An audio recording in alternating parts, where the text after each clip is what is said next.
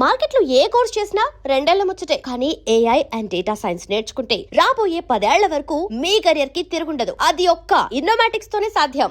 భాష వినాలంటే సుశీల గారి నోట వినాలి అని అందరూ అనుకుంటారు. ఏ భాష అయినా సరే, ముఖ్యంగా తెలుగు భాష ఆ స్పష్టత ఎక్కడ ఏది కూడా ఒక్క సిలబుల్ కూడా మిస్ అవ్వకుండా, ఒక్క అక్షరం కూడా. ఎలా అమ్మా, ఎవరు నేర్పించారు మీకు? అదే చాలా లక్కీ. చదువు రాని దానికి ప్రొనౌన్సేషన్ ఎలా వచ్చిందో నాకే తెలియదు. ఒక్కొక్క అక్షరం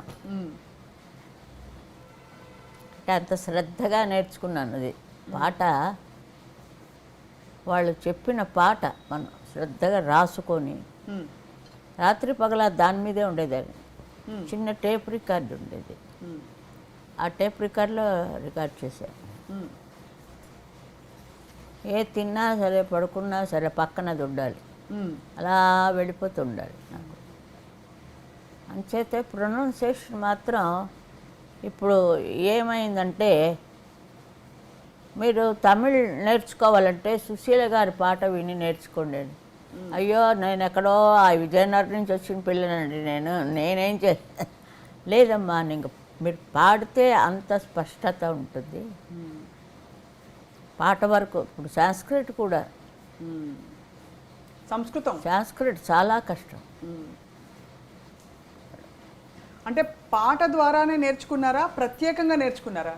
ప్రత్యేకంగా వాళ్ళు వచ్చి చెప్పేవారు. సంస్కృత్ పాట అంటే రిహార్సల్. నాకు రామకృష్ణ మఠం నుంచి వచ్చి వాళ్ళు లలితా సహస్రనామం తీయాలి అంటే వినడానికి బాగానే ఉంటుంది, అది ఖర్చు నేర్చుకునేటప్పుడు ఉంది నా బాధ. ప్రొనౌన్సియేషన్ కరెక్ట్గా, మళ్ళీ పాట, అలాగే అన్నీ కష్టపడి కష్టపడకపోతే ఏది రాదు కదండి. మీరు పీక్లో ఉన్నప్పుడు రోజుకు ఎన్ని పాటలు పాడారమ్మా? ఎక్కువ పాడిన పాటలు? 4 పాటలే పాడేదాన్ని.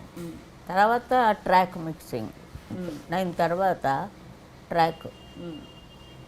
అలా పాడి ఆర్కెస్ట్రాతో పాడాలి కదా. ఇలా వర్షం వచ్చింది అనుకోండి, కట్టు అక్కడ మౌంట్ రోడ్ అని రావతి అని ఒకటి ఉండేది, అక్కడే లతా గారు కూడా నిద్రపోరా తమ్ముడ పాడు. అక్కడ చాలా పాడాను. కాకరిసిన కట్టు అక్కడ, అయితే పైన రేకులు, అక్కడ చాలా పాటలు పాడాను. ఇప్పుడైతే ఏసీలు, రికార్డింగ్ ఇప్పుడు ఏసీలు కూడా ఆపేస్తారు కదా, చెమటలు. అలాగే అదొక స్నానం, ఇదొక స్నానం. కర్ణప్పుడు ఇక్కడే పాడాను, శారదా స్టూడియోలో. అన్ని పాటలు కన్నుకు కులమేదు ఏదే తరే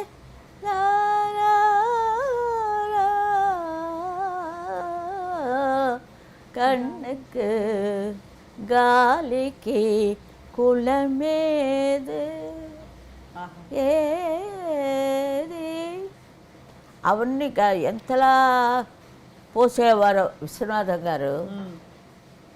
రిహార్సల్ ఎంతసేపు ఆయనే పాడతారు, అంతలా వాయిస్తారు. హార్మోనియం వాయించారు రామనాథయ్య గారు. కన్నా ఏరుగానే తారే తారే తారే తా అంటారు. అదంతా సంగతి మనమే అనాలి. నేనే అలా పాడే నా పాట నాకే రోజు వింటుంటాను నేను. అది అప్పుడు నాకైతే 20 ఏళ్ళు ఉంటాయేమో. ఎంత పాట అబ్బా, ఊపిరి సలపకుండా సంగతులు అబ్బా. అన్ని నోట్స్ రాసుకోవచ్చు అమ్మా, నోట్స్ రాసుకోవచ్చు. అలాంటిది ఆ సంగీతం తెలియడం నుంచి మనకి, ఆ సంగీతం లోపల ఉంది మనకి, అంచేత మిస్ అవ్వదు.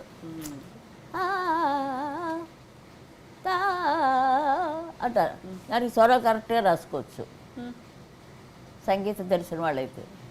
అలా మెంటూని అలా గెలుచుకొని ఆ సంగీతంలో చీల్చుకొని వచ్చాను. అది వాళ్ళు వచ్చిన టెస్టులన్నీ జయించుకొని. రామనాథయ్య గారు మాట మాటికి సంగతే. ఆవిడకి జిక్కీ గారే ఎక్కువ, ఆవిడ అంటే పలుకుతారు సంగతులు జిక్కీ గారికి. నిజంగా ఆవిడ నిజంగా కారుణ్య జరుపురాలు ఆవిడ. మీకు ఇష్టం అమ్మా వా. జిక్కి గారి పాట? ఆవిడ గొంతుకే అండి మెటాలిక్, చాలా బాగుంటుంది. నిద్ర పాడుతుంటే తన గొంతుకే వినపడేది. అంటే అంత షార్ప్ గొంతుగా నిజంగా చాలా బాగా పాడేది. ఒక్కొక్క దాంట్లో పండిపోయారమ్మా. ఇప్పుడు లీలగారంటే ఆవిడ గురించి చెప్పడానికి ఎవరూ లేరు. ఒక్క పాత గాయని నేను ఒక్కతనే ఉన్నాను. ఇప్పుడు నేను వేలాడుతున్నాను.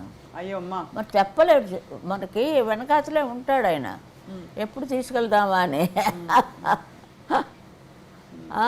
దానికి రెడీగా ఉండాలి. వద్దునైనా ఉంటామయ్యా అనేది పిశాచతోట. అయ్యో. ఇప్పుడు ఇటీవల కూడా మీరు పాడారు కదమ్మా ఓ పాట. 70,000 పాటలు పాడాను. 70,000 పాటలు. అవును, ఇప్పుడు లెక్క తెలిసింది. అక్కడ బెంగళూరులో ఉన్నాడు అతను. అతని నుంచే అన్ని వాళ్ళకి పంపించింది. ఇంకా 20,000 పంపిస్తే అందులో ఏరి గిన్నీస్ వరల్డ్ 17,000 అని వేశారు. ఆ లెక్క తప్పు. వాళ్ళకి నచ్చిన 70,000 అన్నిట్లోనూ ఒక్క సుశీల ఉంటుంది. ఇది అన్ని పాటలు నేనే. అలాంటి మూమెంట్ కూడా వచ్చింది. అవును, అన్ని క్లబ్ డాన్స్ నేనే, జ్యోతిలక్ష్మికి నేనే. అది ఎంతమందికి వస్తుంది చెప్పండి. ఇది కొన్ని తరాలు అలా. ఈ యుగానికి ఇది ఒక్కరితే. ఒక్క ఎంఎస్ అమ్మ, ఒక్క పట్టమ్మాళ్ళు. ఒక పి సుశీల గారు. పట్టమ్మాళ్ళు నేను మీట్ అయ్యాను మా నాన్నగారితో. కేసు ఇక్కడ మెడ్రాసులో కేసు. అప్పుడు చెన్నపట్నం అనేవారు కదా. అవును. అక్కడ ఆయన వస్తుండేవారు నాన్నగారు. ఆయనతో వచ్చినప్పుడు పట్టమ్మాళ్ళ దగ్గరికి తీసుకెళ్ళారు మా నాన్న. ఇదేదో సినిమాల్లో పాడతానంటుందండి, పాడించమంటారా అని అడిగారు. ఎందుకు పాటించకూడదు, నేను పాడాను కదా పాట సినిమాల్లో, ధారాళంగా పాటించాను. ఆవిడ ఇచ్చేసారు నాకు పర్మిషన్. అమ్మ, ఎంఎస్ సుబ్బలక్ష్మి గారిని కూడా మీరు అనేక సందర్భాల్లో మీరు గ్రేట్, చాలా. ఆవిడ తనతో పాడమన్నారు కదా నన్ను. నేను క్లాసికల్ పాడతానని తెలుసు. నాతో పాడమ్మా, నాతో పాడితే నువ్వు బాగా పైకి వస్తావు అన్నారు. వెనక కూర్చొని పాడుతుంటారు కదా, అప్పుడప్పుడు ఇస్తుంటారు వాళ్ళకు కూడా. ఏమో నా రాత ఇలా ఉంది, సినిమా రాత. సో మొత్తానికి అమ్మ, ఇప్పుడు మీ తర్వాతి తరంలో ఉన్న చిత్రగారు వచ్చారు. చాలా మంచి గొంతుగా ఆవిడది. అంటే అందరి గొంతుకులో ఉండవు అంటున్నాడు. ఇప్పుడు నేను చిత్ర పాడదంతో అలా ఉండదు. ఆవిడ గొంతుగా ఆవిడదే, మెప్పించుకోవచ్చు. ఆ మ్యూజిక్ డైరెక్టర్స్ అలాంటి వాళ్ళు రావాలి.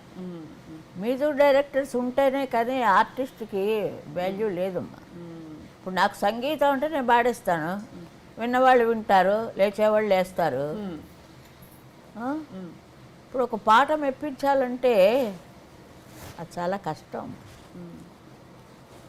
ఆ గొంతుకు ప్లస్ పాయింట్. అవును, అది దేవుడు నాకు ఇచ్చిన ప్లస్ పాయింట్ అంతే. గొంతుకే ఆ గొంతుకుతో పెట్టి బతుకుతున్నాను. గొంతుకు పెట్టుకుని అరుస్తారు అదే అలా అంటారు. అలాగా చాలా అమ్మ, మాటల్లో చెప్పలేని మాధుర్యం. అయ్యో, నేను దేవుడు ఆ రోజు అడుగుతుంటాను, నన్ను ఎందుకయ్యా ఇంకా బతికించావని, ఇంకా ఏం చేద్దామని. అమ్మ, పద్మభూషణ్, ఇంకా డాక్టరేటు, గౌరవ డాక్టరేటు. చిత్ర తర్వాత ఇంకెవరైనా వస్తారు. అలా వస్తూనే ఉంటుంది ప్రవాహం, సముద్రం, అలలు.